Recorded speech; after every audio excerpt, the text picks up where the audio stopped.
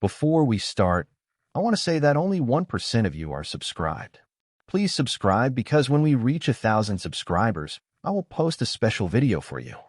The dim glow of Tom's console flickered as his ship orbited the dying planet of Kalis. Below, the surface was a tapestry of lush green slowly succumbing to creeping desolation. He was about to witness the remnants of a once thriving civilization, the Kali. As Tom prepared to land, his communicator beeped. It was his mission coordinator, Dr. Helen Zhao, calling from Earth. "Tom, do you read me? How's it looking from up there?" Helen's voice crackled with static. "It's as we feared, Helen. The deterioration is visible even from space." "It's heartbreaking," Tom replied, adjusting the ship's controls. "Heat in sight." The reports weren't exaggerating then. Every other species has pulled out, believing the Kali too fragile to waste resources on.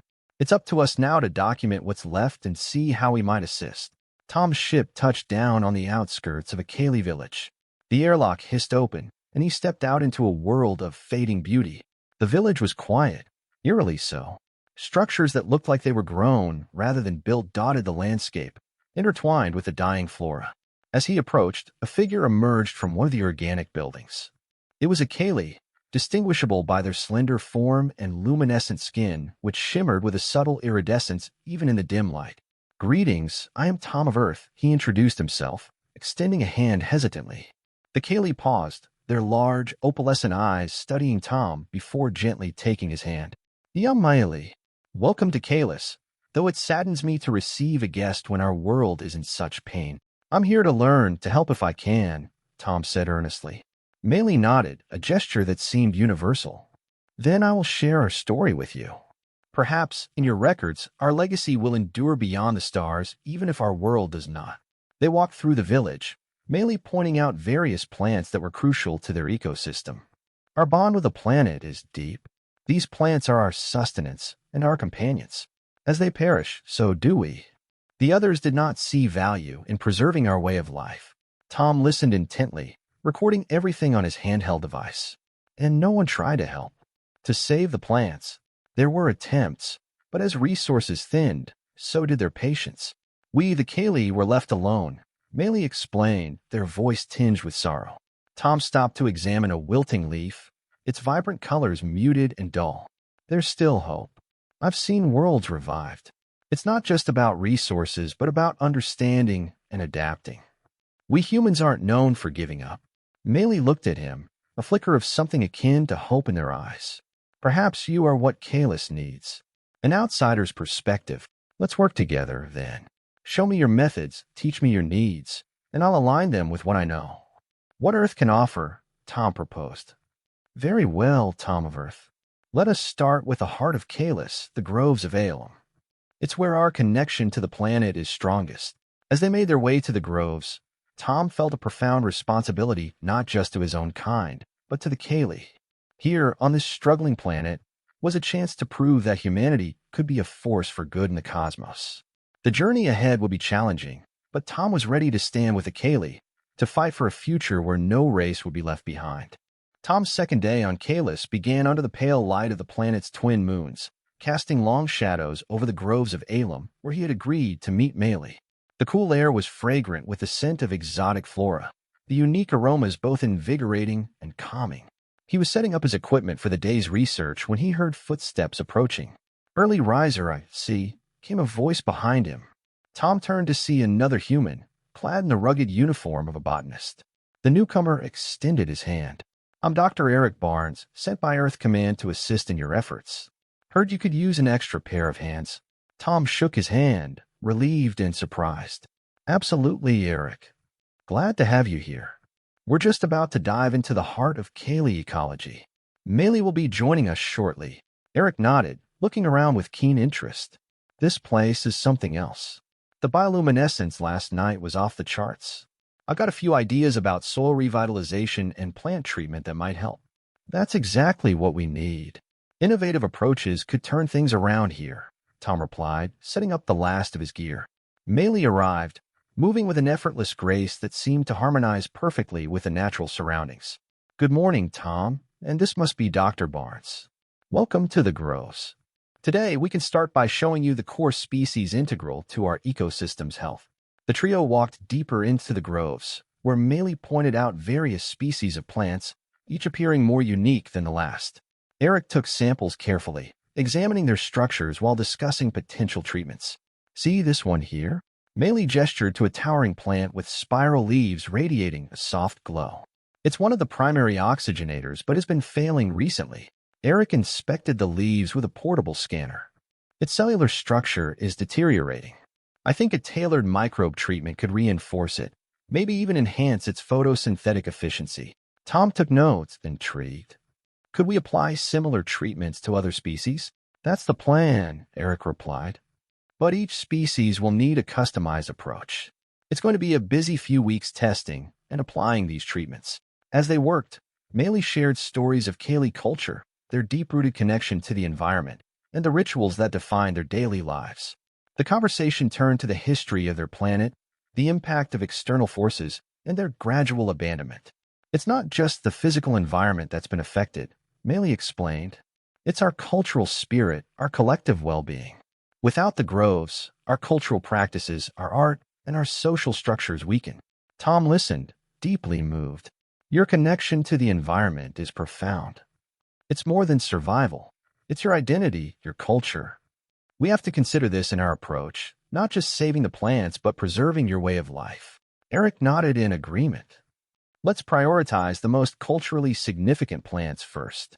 We can work on reinforcing the groves physically and spiritually.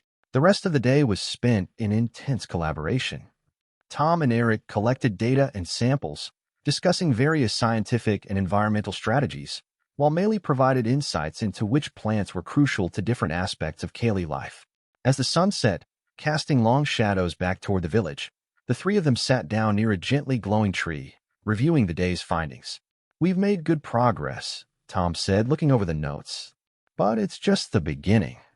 We'll need to be thorough and sensitive to the Kaylee needs in every step. Agreed, said Eric, packing away his scanner. It's about restoration in every sense of the word. Maley smiled, a glimmer of optimism shining through. With your help, I believe we can restore the balance. Not just for our planet, but for our people. Together, they planned the next steps, ready to face the challenges ahead with a renewed sense of purpose. The night grew deeper around them, the stars and twin moons illuminating their resolve to bring life back to Kalis. The following morning, Tom and Eric set up a mobile lab near the groves of Alum. The crisp, cool air carried the sweet aroma of the glowing flora as they prepared their equipment for the day's experiments. Their focus was on testing the microbial treatments Eric had proposed, hopeful to see preliminary results by the day's end. As they calibrated instruments, another shuttle touched down near the village, kicking up a cloud of fragrant pollen. A tall, rugged figure emerged, dressed in the standard uniform of an Earth Command engineer. Looks like we're getting the full cavalry now, Eric joked as he observed the newcomer approaching. The man waved as he walked over. Morning, folks. I'm Jake Hammond, systems engineer. Command figured you'd need some heavy tech to get things moving. Tom greeted him with a handshake. Glad to have you, Jake. We're just setting up to test some treatments on the local plant life. Could use your expertise in setting up the energy converters for the environmental simulations. Jake nodded, setting down his gear. Show me where and we'll get started. I brought the latest in adaptive environmental tech. Should help us simulate different conditions without harming the actual habitat. The three men worked together to integrate Jake's equipment with the ongoing botanical experiments. Maley arrived soon after, curious about the new technology. What are these devices? Maley inquired, eyeing the solar-powered converters. They're designed to create small, controlled environments, explained Jake. This way, we can test how your plants react to different climates and treatments without risk. Maley looked impressed. A thoughtful approach. It is vital that we understand how to heal our plants without further disruption. As the day progressed, the team conducted a series of tests. Tom and Maley focused on the biological aspects, applying microbe treatments to selected plants and monitoring their responses. Eric and Jake, meanwhile, adjusted the environmental simulators, carefully observing how slight changes in temperature and humidity affected the plant's health. Look at this, Tom pointed out, examining a readout from one of the treated plants. This one's showing increased chlorophyll production already. Eric, what did you put in this batch? Eric, scribbling notes, glanced over. A blend of nitrogen-fixing bacteria and some growth-promoting rhizobacteria. It seems they're responding well to the combo. Maylee bent closer to the plant, touching its leaves gently. It looks healthier. The glow is stronger, more vibrant. Encouraged by the positive results, the group expanded their testing, applying the treatments to a wider range of plants. Throughout the process, they maintained a continuous dialogue, each bringing a different perspective that enriched their approach. As the sun began to set, casting long shadows across the lab setup, Jake looked over the day's data. We're making good progress, but I think we could boost efficiency with some tweaks to the energy output on these converters. Tom agreed, looking towards Eric and Maylee for their input. What do you think? Should we adjust the settings overnight, see if a lower energy pulse works better? Eric nodded. Let's do it. Lower energy might mimic the natural lunar influence on these plants. Could be interesting to see how they adapt without the full solar intensity. Maylee was thoughtful. Your methods are very different from ours, yet there is much to learn from them. We have always coexisted with our environment, never controlling it like this. Tom smiled, appreciating Maylee's perspective. It's a balance, isn't it? We're here to help, but also to learn from you how to interact with nature respectfully.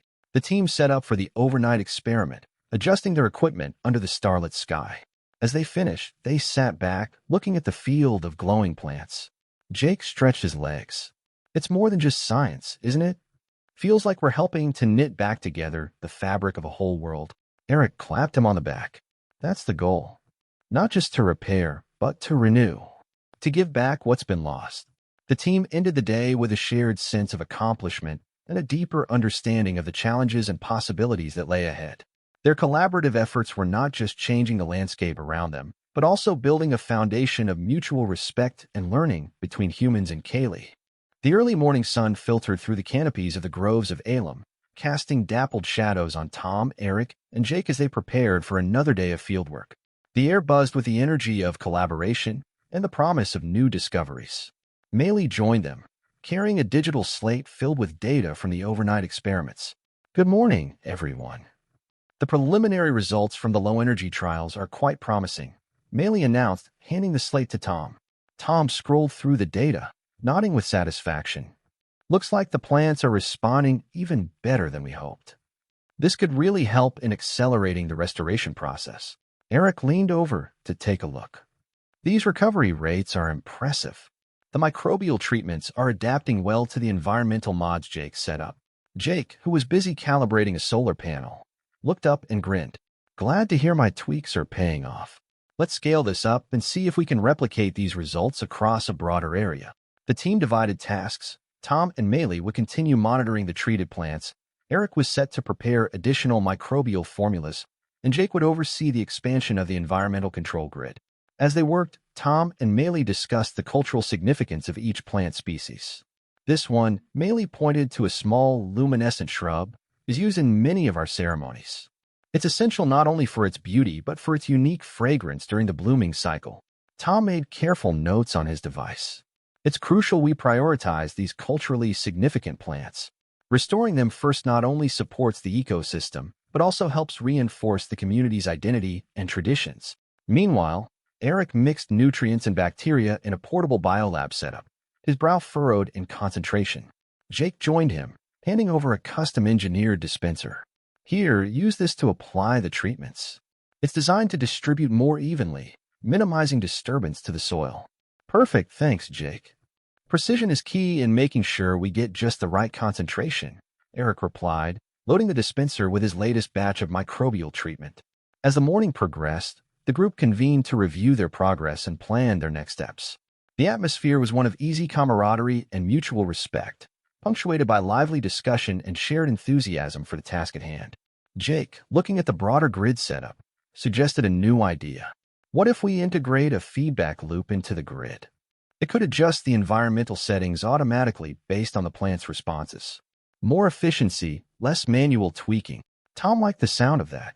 An adaptive system? That could really streamline the process. Maylee, would that be consistent with your principles of coexisting with the environment? Maylee considered this, then nodded. Yes, it would allow us to maintain harmony with the natural cycles. We can teach the system our ecological knowledge, make it a learning tool as well. The team set up a prototype of the adaptive system, using sensors to gauge plant health and automated algorithms to adjust conditions accordingly. The afternoon was spent testing and refining the system, ensuring it operated seamlessly with the existing setups.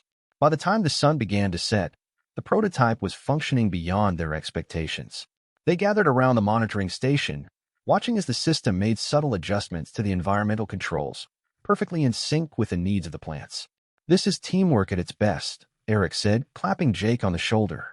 "Human ingenuity and Kaylee knowledge, working hand in hand." Tom turned to Maylee, who was observing the glowing plants with a look of deep satisfaction. "We're making real progress, Maylee. Thanks to your guidance, we're not just patching up a planet, we're helping restore a culture." Maylee smiled warmly. "And I am learning much from you all." Today was a good day for Kalis and its people. As they packed up their equipment, the team shared a quiet moment, looking around at the thriving groves. The bonds they were forming, both among themselves and with the environment around them, were creating a strong foundation for the future, one where humans and Kaylee could thrive together. As dusk enveloped the groves of Elam, Tom and Maylee found themselves alone, walking along a winding path lit by the bioluminescent glow of the plants around them. The day's successes had brought them closer, and there was a comfortable silence between them filled with mutual respect and an emerging fondness. "Maylee," Tom began, breaking the silence, "today was remarkable. Seeing our collaborative efforts come to life is truly something special." Maylee nodded, their eyes reflecting the soft light of the surrounding flora. "It is rare to find such harmony and change. Your team respects our world in ways we feared were lost when the others left." Tom smiled, feeling the connection between them deepen. "I've learned a lot from you, about your people, your connection to this planet. There's a beauty here that's hard to describe." They stopped by a particularly vibrant plant, its leaves shimmering with a spectrum of colors. Maylee reached out, allowing the leaves to brush against their hand. "This plant is called Luminera. It's said to enhance understanding among those who touch it together." They looked at Tom, a playful challenge in their gaze. Intrigued, Tom extended his hand, letting the cool leaves brush against his fingers alongside Maylee's. The touch was electrifying, a sensation of warmth spreading up his arm. "It's beautiful," he murmured, looking into Maylee's luminous eyes. The moment lingered, the connection palpable in the air around them. Maylee stepped closer, their face inches from Tom's. "Humans speak of chemistry, do they not? The reaction between beings, not just substances." "We do," Tom replied, his voice low. "And it's something I'm feeling now, Maylee. Is it the same for you?" "It is something new, something intriguing." Maylee reached up to touch Tom's cheek, their touch gentle. "I wish to explore this chemistry further, if you are willing." Tom's heart raced as he nodded, closing the gap between them. Their lips met in a tentative kiss that quickly deepened, driven by the curiosity and affection that had been building between them. The world seemed to fall away, leaving only the warmth of their close embrace and the soft luminescence that enveloped them. After a moment, they parted slightly, breathless. "This is unlike anything I've experienced," Tom confessed, his forehead resting against Maylee's. Maylee smiled, their voice a whisper. "Nora, but it is something beautiful, something worth exploring." They continued their walk, hand in hand, occasionally stopping to admire the natural beauty around them or to share another kiss. The conversation flowed freely, ranging from discussions about their cultures to personal hopes and dreams. Eventually, they reached a clearing where the light from the twin moons bathed everything in a silvery glow. Tom turned to Maylee, taking both of their hands in his. "I don't know what the future holds, but I know I want to discover it with you, Maylee. There's so much more to learn about your world and about each other." Maylee squeezed his hands, their expression earnest. "And I with you, Tom. Let us keep discovering together." As the night deepened, they made their way back to the village, their bond strengthened and their hearts full. The discoveries of the day had not only advanced their project, but it also opened a new chapter in their personal lives, one filled with possibilities and the promise of shared tomorrows. Tom and Maylee returned to the lab early, energized by their newfound connection and eager to share their results with Eric and Jake. The morning was crisp, the air filled with the scent of blooming Luminera, a constant reminder of the previous evening's revelations. As they entered the lab, Eric looked up from a microscope, his face brightening at the sight of them. "Morning, you two. You're looking, well, quite refreshed." We've got good news on the microbial front. Some of the treatments are showing even better results than expected. Jake, tinkering with the environmental control device, chimed in without looking up. And I've managed to integrate the adaptive feedback loop system-wide. It's operating smoothly, adjusting real-time to the plant's needs. Tom set down his gear, his enthusiasm palpable. That's fantastic. Meili and I have some great data on the Luminara's nighttime activity. It seems to really thrive under moonlight, which could explain some of its unique properties. Meili unfolded a digital chart, displaying graphs and images from last night's observations. See here, the energy output during the lunar cycle spiked significantly. If we can harness this, it might help in accelerating the healing of other plants. Eric leaned over to study the chart. This is a breakthrough. If Luminara can enhance other species' growth cycles, we might have found a natural catalyst. Jake finally turned away from his work. His interest peaked. I wonder if we can mimic lunar conditions artificially, amplify the effects even during off cycles. Tom nodded. Let's prototype it. Jake, can you rig up something that simulates moonlight? Already on it, Jake replied, pulling up schematics on his tablet. If we use LED panels with variable light frequencies, we can replicate the moon's spectrum pretty accurately. The team spent the morning designing and setting up the experimental moonlight simulator around a cluster of weakened plants, integrating Luminara extracts based on Meili's suggestions. As they worked, Tom and Meili explained more about their previous night's discussion and their plans to integrate more deeply the human technologies with Kaylee botanical knowledge. Meili has been teaching me about their agricultural cycles, which are deeply tied to their cultural ceremonies, Tom shared, handing Eric a vial of Luminara extract. It's not just about healing the planet. It's about restoring a way of life. Eric tested the extract, then nodded. Makes sense. We need to think holistically, environment, culture, all of it. It's the only way this will work long-term. Meili looked at each of the men, gratitude evident. I'm thankful for your openness to our ways. This collaboration feels like the dawn of a new era for Kalis. The afternoon was a blur of activity as the team monitored the effects of the simulated moonlight on the plants. By evening, they began to see promising changes. Leaves perked up, and a subtle glow began to emanate from some of the previously fading plants. Jake watched the readings, a grin spreading across his face. The energy levels are off the charts. This could be the key to reviving the groves quickly. Tom clapped him on the back. Great work, Jake. Let's document everything and prepare a presentation for Earth Command. They need to see what we're achieving here. Eric packed up his samples. I'll get the lab results in order too. They'll want all the details. Meili, standing beside Tom, squeezed his hand. And I will prepare a report on the cultural impacts, show them how this science is intertwined with our traditions. As the sun set, casting a golden light over the lab, the team looked over their bustling workspace, technological equipment mingling with natural elements, a perfect metaphor for their joint efforts. They had not only forged a path to ecological recovery, but had also woven a tapestry of interstellar friendship and respect. With a sense of accomplishment and anticipation for the next steps, they packed up for the day, eager to continue their work under the dual moons of Kalis, surrounded by the rejuvenating glow of Luminara and the promising buzz of their collaborative innovation. Tom walked through the bustling village center of Kalis, marveling at the changes. The once subdued and fading community was now vibrant, with Kaylee and humans working side by side, restoring both the environment and the spirit of the planet. Stalls brimming with revived flora displayed the successful integration of human technology with Kaylee botanical expertise. Tom was on his way to meet Eric and Jake at the newly established Cultural Exchange Center, a hub designed to foster ongoing collaboration. As he arrived, he found Eric and Jake setting up a demonstration area for the latest environmental tech they had developed with Meili's input. The center was abuzz with activity. Kaylee artisans shared space with human engineers, each learning from the other. Tom, over here, Eric called out, waving him over to a group gathered around a holographic display of the planet's ecosystem. We're just setting up for the workshop. It's going to be a deep dive into adaptive ecosystems. Tom joined the group, greeting the attendees, a mix of human scientists and Kaylee healers. This is what it's all about, Tom said, addressing the room. Bringing our worlds together, learning from each other, and building something sustainable and strong. Jake nodded, adjusting the hologram settings. Today, we're going to see how our joint efforts have not only helped revive the plant life, but have also stabilized local climate patterns. As the workshop began, Maylee joined, carrying a traditional Kaylee instrument, a sort of stringed harp that resonated with the ambient energies of their environment. To complement our session, I thought to bring a piece of Kaylee culture, Maylee explained, sitting up next to Jake.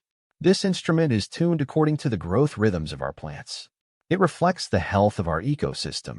The demonstration was a success, with vivid illustrations of before and after scenarios of various regions on the planet. Eric led a discussion on the microbial treatments, detailing how specific bacteria strains were crucial in accelerating plant recovery. Jake took the floor next, showcasing the technology that mimicked lunar light, which had been pivotal in several of their breakthroughs. By simulating the natural lunar cycles, we've been able to enhance growth during off-peak periods, effectively doubling the recovery rate of native plant species. Maylee's musical demonstration intertwined beautifully with the scientific discussions. Each note played seemed to underscore the symbiotic relationship between the Kaylee and their land, a poignant reminder of what was at stake. After the workshop, Tom, Eric, and Jake convened with Maylee to discuss expanding their project to other regions of the planet. We've seen remarkable progress, Tom noted, looking over the maps. But there are still areas we haven't touched that could benefit from our integrated approach. Eric, who had been examining soil samples from these areas, agreed. The northern sectors are showing similar degradation patterns to what we first found here. I think a tailored version of our initial treatment could kickstart recovery there. Jake was already on his laptop, sketching out a preliminary deployment plan for the northern expedition. I can have the new gear ready in a few weeks. We'll need to adjust the energy systems for the colder climate, but that's doable. Maylee was thoughtful, their eyes on the map. I will speak with the Elder Council tonight. They will be encouraged by our progress, and I believe eager to support an expansion. As the meeting drew to a close, they agreed to reconvene the next day with detailed plans and adjusted protocols. The community's excitement was palpable, fueling a sense of urgency and dedication to the cause. Walking back through the village, Tom felt a profound sense of achievement. The integration of human technology with Kaylee environmental techniques was not just a scientific success but a cultural renaissance, reviving a civilization that had nearly lost everything. The air was filled with the sweet sense of blooming plants, a tangible sign of the planet's and its people's revival. Several years had passed since the humans first landed on Kalis. The planet, once on the brink of ecological collapse, was now thriving, a testament to the power of collaborative innovation and shared knowledge. Tom stood on the balcony of the newly built Planetary Research Institute, overlooking the lush groves of Alum, now fully restored. The air buzzed with the chatter of a diverse group of scientists and Kaylee healers arriving for the annual environmental symposium. Beside him, Eric was checking the schedule on his tablet. Looks like the turnout this year is our biggest yet. We've got delegates from 4 other human colonies and a dozen Kaylee communities. Tom nodded, his gaze fixed on the vibrant greenery below. It's amazing to see how far we've come. Remember when this place was just silence and wilting leaves? Eric chuckled, pocketing his tablet. Hard to forget. It's been quite a journey. And speaking of journeys, Jake's bringing in that new climate adaptation tech from Earth today. Could be a game changer for the colder regions. As they spoke, Jake approached, a wide grin on his face, carrying a small, sophisticated-looking device. Gentlemen, allow me to introduce the latest in adaptive climate technology. Ready to tackle the northern ice fields with this beauty, Maylee joined a group, their expression one of contentment and pride. I hear good things about your new invention, Jake. The council is eager to see it in action. The group made their way inside to the main conference hall, where Tom was scheduled to give the opening address. The hall was filled with an air of anticipation as various attendees mingled, exchanging greetings and ideas. Tom stepped up to the podium, clearing his throat as the room fell silent. Welcome, everyone, to the 5th Annual Environmental Symposium on Kalis. Each year, we gather to share our successes, our challenges, and our visions for the future.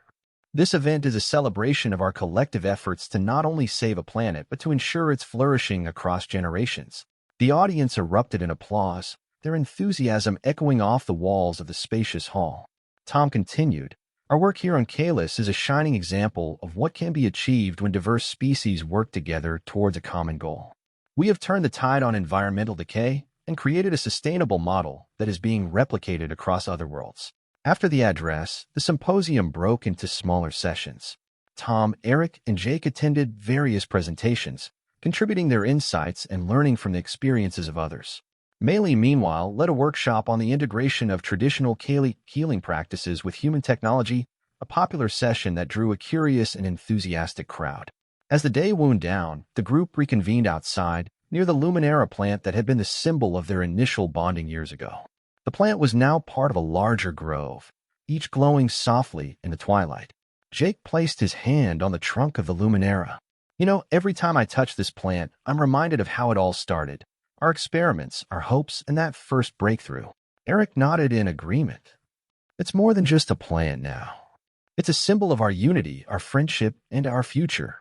Meili's voice was soft but filled with emotion, and it continues to inspire us all.